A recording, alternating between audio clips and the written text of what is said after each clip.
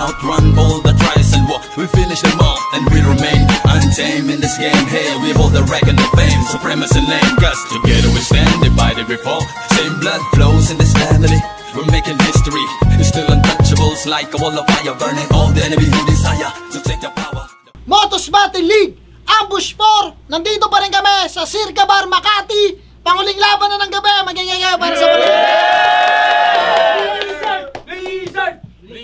Siyempre gusto ko magpasalamat sa Circa Bar Makati sa pagpapairam lagi ng venue. Siyempre sa Crown Manila, Cypher Philippines, Pastry Vapors palagi, 100% kay Paps Dadop, Dentalica Dental Clinic, MCARS PH, sa Auto Beats, Taragista Kuyaki kay Utol Carl, sa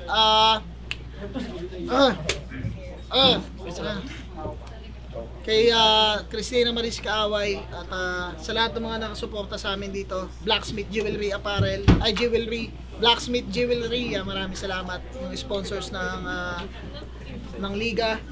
Sa mga nandito sa live, maraming salamat sa inyo. Eto, laban to sa kanan, galing pa ng Angono Rizal, magingay para kay Blizzard. Mamaya na po yung shoutouts. Susulitin natin tong last chance na binigay sa atin. Blizzard. Sa kaliwa naman, galing pa ng Isabela, magingay para kay Marichu. Urban Artist, RTAP, Boses na Makata, 7 Balls, Penguin, Gunting Suklay, But First Nails, Jello, Punilas, Rents, Garospe, 7 Lakes, kay Lennox, and syempre kay Paterno, kay Totoo, and sa boyfriend ko, kay Jeremy. Syempre, shoutouts din, FRBL, shoutouts sa mga Pulo MC, shoutouts sa PSG, Ekisan, at iba pang mga liga. Nagkoitos kami, nanalo si Marichu. Pinili niya muna si Blizzard. Unang banat kay Blizzard, Ambush 4.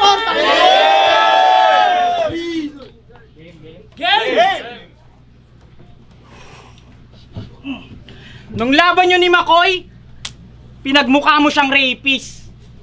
Oo, binadibag niya si McCoy. Hindi umubra yung pagkamanyakis. Pwes bilang gante, patitikimin kita ng karate from start to finish.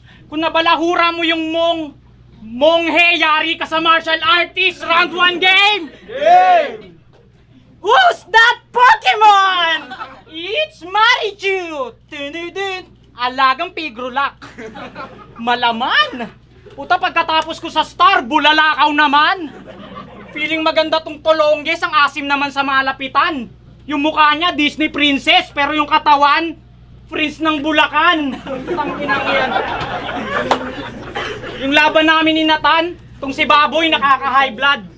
Paano yung mga crowd? Todo halakhak habang si Taba hindi nagre-react. Ang gusto niya kasi yung mga linyang dedicate.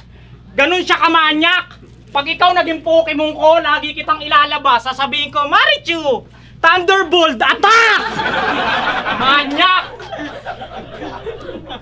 Siya daw ay ISIS, babaeng terorismo. Baka terorista, bobo. Yung kamay niya gumaganto pa, pinapaliwanag pa sa video. Yung terorismo, hindi yung tao, gunggong ka magtalata. Malamang pag nakakita to ng foreigner, tatawagin niyan turismo. Tanga!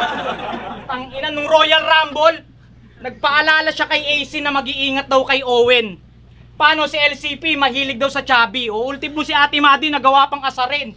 Pinabalaan pa ang puta, ang sarap mong sampalin. Baka nakakalimot ka, hoy, delikado ka rin. Galit na galit sa'yo si Daddy Saipa. Ayaw ka na niyang patawarin. Binulgar mo kasing kinaldereta niyo yung kambing pagkatapos salayin. Alam na alam niya yon kasi nakipiesta sa amin. At yung bagong lutong kaldereta, yung unang-una niyang kinain. Surprise! Oo, yun yung nirape ni Daddy Saipa. Yung kinain mo nung piyesta. Sobrang takaw niyang kumain, di man lang siya nagtaka. Nung malapit nang maubos, doon na niya nahalata kasi yung kalderetang ulam may kasama daw gatao. Alam mo na yon. Pero guess what? Naubos niya. Kasi yung pagkakaluto, ang sarap. At pagkatapos ng lahat, di na namin siya makausap. Si Marichu, si Sing Sise, halos hindi man niya matanggap. Biglang dumating si Nego G at sabing, yun ang masaklap. Time. Go! Tang ina, dedicate na naman. Wala namang bago. Puro kasuso. Gago, inggit ka lang, si Makoy unang nakalaspag nito. Round 1, game! Yung laban namin ni Dodong Saipa, lakas man distract. OA mag-react, kala mo mongoloid na bata, to be exact. Talagang todo yung clap, kahit yung linya palpak. Pag talaga mga bobo nagsama no? Masyadong exage. Sa circle of friends sila, dalawa lang sila. Parehas pang madungis. Nung si Dodong Saipa nag-joke, patunay lang na yung rounds hindi malinis. Tapos, patapik-tapik ka pa sa dibdib. Pagsuso ko na yung tinitira ni Otits. Sakto yung damit niya nun, naka-Superman. Superman yakis. Diba, di uwian na nun. Sakto, pagod na ako. Pumisbam na ako, kila Blaser, sabi ko, bounce na ako. Si Blizzard lumapit, biglang sabi niya rin, bounce ka na? O sige, bounce ka na. Pero sa suso ko, nakatingin. Nung unang panahon, tawag sa atin ng taga-ibang planeta, taga-planetang Earth, di ba? Ikaw lang ang bukod tanging tinawag na taga-lupa. Tangina mo, maglililigo ka. Magbabad ka rin ng konti sa banyo. Pag minicroscope nyo, balat nito, El Nino. Na-imagine nyo? Yung lupang tuyot. May ka-video call siya palagi, gusto na siyang i-MU. I-mute. Napanood nyo ba yung Goblin? Yung may espada? Alam mo, mukha ang Goblin. Yung naglulut. Alam mo, cute ka naman eh. Madungis ka lang. Dog cute. Kasi pangunahing pakay niya, yung Motus madumi na. Success, madumi na. Kaya Kuya Sight, pag nagpasok ka ng MC, huwag kang tumingin sa rhyme scheme. Minsan titignan mo rin yung hygiene. Minsan palihim mong aamuyin para malimit yung mga banakal na pumupunta. Alam mo, hindi ka naman maasim eh. Maalat ka. Time. Bawi! Maalat ka. Tangina naman. Maalat daw ako. Paano mo alam?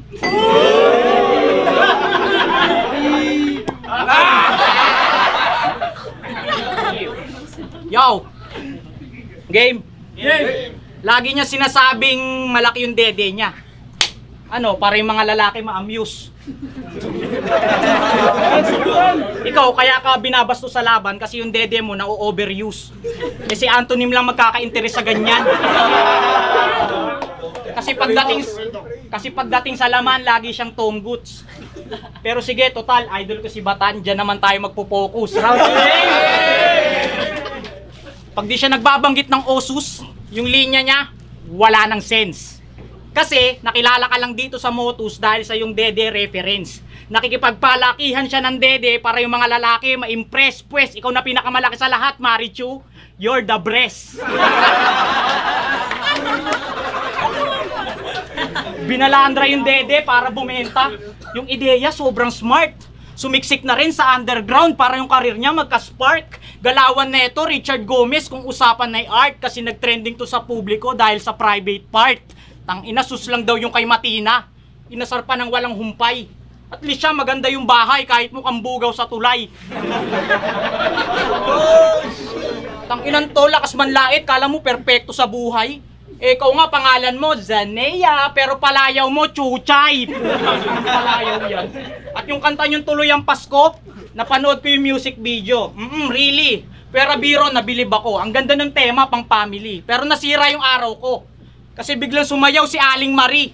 Putang ina yung dance step, puro ganun, kala mo nagsusumba si Jollibee. Real talk, payat to dati. Nagji-gymnast tong si Manang. Kaso nagpabaya sa katawan, kaya tumaas na yung timbang. Pambatong atleta ng Isabela ngayon, isa ng masibang nilalang. Yung dating nagji-gymnastics, nag-aerobics na lang. Tangina, at pero wag ka, yung jowa niya si Jeremiah, suportado siya bilang isang rapper. Sinasamahan siya sa bawat laro, talagang certified supporter. Handa ka niyang protektahan kahit mukha ka pang bouncer. Lagi niyang sambit, narito ako, parang papa ni Blaser. Bukod sa dede ni Marichu, may ilalabas pa akong privacy. Oo, yung dala ko talagang freshman, mala JN, naka Gatsby. Di ba mahilig ka maghamon, Ronda Rousey? Pues try me. Walang jokes, real talkan tayo. Abangan mo ko sa round 3. Tinira na naman yung jowa ko. Inggit ka na naman. Wala ka kasing jowang sumusuporta sa'yo. Round 2 game. Ito, real talk agad. Nag-chat sa akin yan. Sabi tirahin mo titi ko. Ayos pati tite gusto mo pa flex. Sabi niya po, laruin mo lang. Tapos may emoji pa na natalsik. Grabe na kalibugan nito. Hindi ko na magets. Alam mo, sakit na yan. Magpatingin ka na sa vet. Tapos yung laban niya sa FRBL, may tinatago siya sa salita. Kasi sabi niya, titignan nyo pa lang, mabubura talaga. Ano, nagets nyo ba? Maliit kasi, kaya hindi nyo napansin. Ulit! Titignan nyo pa lang, mabuburat talaga. Ano, wala pa rin. O, titignan, mabuburat. Tite, burat, pota, penis. Ikaw ang may pinakamahabang tite, mabangis. Yung asawa niyang ka-LDR niya, nabuntis. Pag nagsisex sila ng asawa niya, naka-video call. Nagubad pa lang asawa mo, si Blizzard, patapos na mag-jackal. Pero na round 2 yan. Aalis saglit. Kukuha lang ng pera, tapos video call ulit. Kinikis na pa yung mic. Yung may headset, ang kulit. Tapos sumitirik pa yan pag lalabasan na sa PisoNet. Minsan naman, magpapaload tapos uuwi sa home. Makikipag-SOP sa asawa niya kapag alam niyang siya'y alone. Tutok mo sa pepe mo yung camera. Tapos lakasan mo yung moan. Ayun, basang-basa ng laway yung phone. Ang babastos nyo. Tapos sabi ng asawa niya, Blizzard, buntis ako. Siya naman, tuwang-tuwa. Yes, nakabuo. Naku po, nakabuo. Ang layo naman ng talsik ng tamod mo. Abot Cebu. Ano ba yung titi mo wireless? Pero walang duda. Magmula sa itsura, kulay at postura, lahat kamukha ng biyanan niya. Family stroke ang puta. Ay.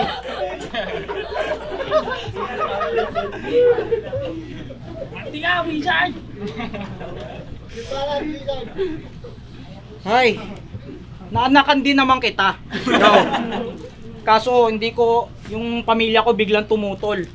Nung naanakan kita, kinuha ko yung bata, tapos naghamon ako ng basketball. Tang ina mo. Yo, seryoso tayo ha. Yo, never niya naranasang maging rookie. Sa Motos tryouts, ang bilis nakaiwas. Kumpara sa mga fans mo, okay yun, pero sa ibang aspiring, hindi yung patas. Good looking, naka-lipstick, 9/10 yung cosmetic, proud na proud pa si Ungas. Porkit may nalagpas ang exam, dinaan na lang sa makeup class. Putang inang yan. Dinaan na lang sa makeup class. Puta, wala nang trabaho, nanggagancho pa tong punyemas. Tapos pag nahuli, Poncio Pilato, sa kasalanan, panayang hugas. Kupal daw yung mga taga Mindanao at Visayas. Sabi nitong kalaguyo ni Judas. Kung si Terdy, tirador ng Timog, ikaw, tirador ng Gcash. Real talk. Nangailangan ng dugo, pamilya ni AC. At humingi ka ng donasyon sa mga tao. Aba, mapatulungin si Gago. Pero sila AC walang nakuha kahit piso, Diyos ko po. Kasi nung nakuha niya yung pera, bigla siya nagtago. Yung dating red flag, naging red cross kasi pinagkakitaan yung dugo. Ano? Pinost ka ni AC sa social media. Kasi yung ginawa mo, pambihira. Nagmistulang schizophrenia, pinakilala kang mukhang pera. Nasilaw ka dahil sa dugo. Laka, vampira? O, tinatanong kita, sabi ko, wala ka bang pera? Kasi in-scam niya rin pati si Chula. Putang ina, Chuchay, ba't ganun? Patunay lang na scammer ka mula noon hanggang ngayon.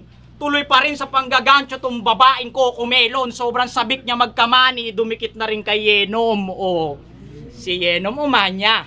Nasikmura niyang gamitin. Binigay ang pagkatao niya para sa iisang mithiin. Nakakadiri yung gawain. Tuwan-tuwa pa rin. Daig pa pera ng hapon, pinapaikot mo yung yen. Kasi pag si Yenom nakainom, sa paningin niya, isa kang sexy. Oo, pag si Yenom naging busy sa liga niya, ikaw yung proxy. Oh, di ko na dinagdagan yung kwento kasi yung buhay mo masyadong messy.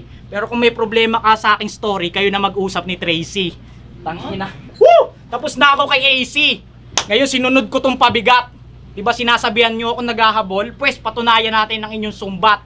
Shoutout kina Aubrey, Chula at Matina. Maghintay kayo mga bilat! Dahil kayo mga FMC sa Royal Rumble, uubusin ko lahat, mga chararat! Ini-scam ko daw si Chula. Yun, shoutout Chula. Chat mo siya, tanong mo siya, tanga. Round 3. Ang itim mo, gago. Kumbaga sa black, matte black na yan. Tangina kasing kutis na yan. Kutis kalawang. Alam mo, dati nung maliit ka pa, may suot kang headset. Para kang clown. Ngayon, ang laki mo na.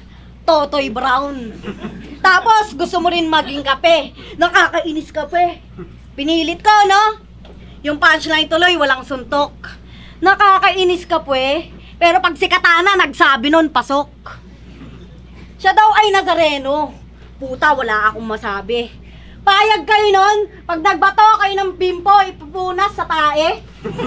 Serious? Serious? Gusto mo magpapako sa krus. Tanga, hindi ka si Papa Jesus. Ikaw si Insidious. Kasi real talk, dinadaan niya lang sa deliver pero yung punto wala. Kahit yung jokes, dinadaan niya lang sa expression ng muka. Pinandidilatan tapos tututok sa camera. Kayo naman tuwang-tuwa. Sa bagay, nakakatawa talaga eh, no? Pagtatanga-tanga. Tapos gusto mo, Nazareno ka. Yun ba yung mabuting balita? Pinapakalat mong Nazareno ka pero yung himala di makita. Nonsense yung mga sinasabi. Pag walang expression, hindi na gets ng receiver. Eh tamang Nazareno ka nga. Kasi puro deliver. Oh, nasa, Rino, liver, spread nyo muna. At malabo kang maging si Ang sa The Last Airbender. Water, pwede pa. Water vendor. Samahan mo na din ng fire, tapos Yossi, tanga. Yung earth, wag mo nang alalahanin, kasi amoy lupa ka na. Kasi gantong mukha makakapagligtas ng daigdig. Pwede sa zoo. Ay, oo nga, may kamukha kang avatar. Yung blue. Ano bang element, alam mo ha? Anong nation ka member? Total, maitim, mahilig ka sa apoy. Alam ko na kung ano ka. Isa kang Hathor Pasneya. Time. Time, maging nga pa.